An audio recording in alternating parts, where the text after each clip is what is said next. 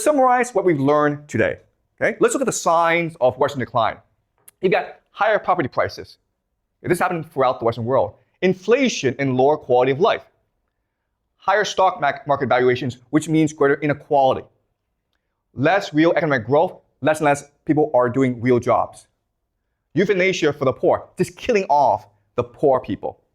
Mass immigration, population replacement. Lower birth rate, greater public and private debt, bureaucratic gaslighting. When the government no longer acknowledges problems, it just lies to you directly. And privatization, asset stripping, okay? So all this is happening in the Western world. The question now is, why would this happen? And there are different theories, okay?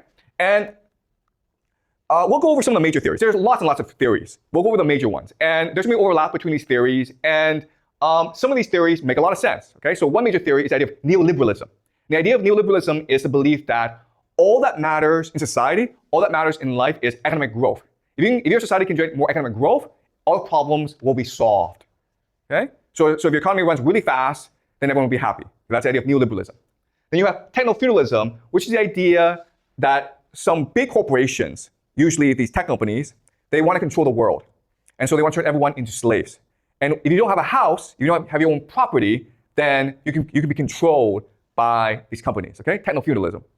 World government, where the United Nations has this conspiracy to control the entire world, to destroy national sovereignty and create a world unified government, okay? Population replacement theory. And the idea here is that the problem for governments in the Western world is that white people are opinionated. They believe in democracy. They believe in freedom. And they're hard to control. So let's replace the white people with Chinese and Indians and Filipinos because Asian people are more obedient, right? That's the idea. And again, these are just theories. I'm not saying they're right or wrong. Okay? And we'll go into these theories later on the semester. Now, the last reason is bureaucratic incompetence. Just the government is just stupid. Okay? Now, there's no overlap among these theories, and there's some validity to all these theories. But what I want to show you is that there's actually a much better way to analyze this. Whenever you have a problem, you always ask yourself, who benefits? Who is benefiting from this, right? So we're talking about housing prices. Well, clearly, property owners are benefiting from this, right? So if we took all the groups, okay, and there's like millions of different groups in society, and we just analyzed who benefits from all these trends that we discussed, the answer you would get is rich pensioners. These are the people who benefit the most from these trends. And therefore, we can suspect that they're the ones behind these trends, okay? So let's go over them. Property prices make sense, right? Because they're old, they have houses. They probably have 2 or 3 houses. So they want to see the property prices go up. Higher stock market valuations make sense because they own the most stocks.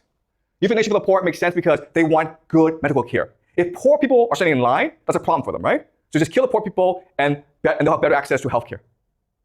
Right? If that frees up the healthcare system, mass immigration means cheap labor. If they're old, they're 70 or 80 years old, they need gardeners, they need cooks, they need nurses, right? Immigrants. Do you guys want to be gardeners and cooks and laborers? You don't want to be, so we have to be immigrants. And everything else, okay? Inflation, economic growth, lower birth rate, gaslighting, it doesn't really affect them. Does that make sense?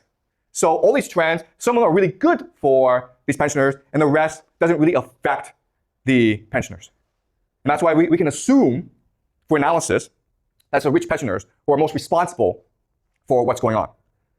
Does it make sense to you guys?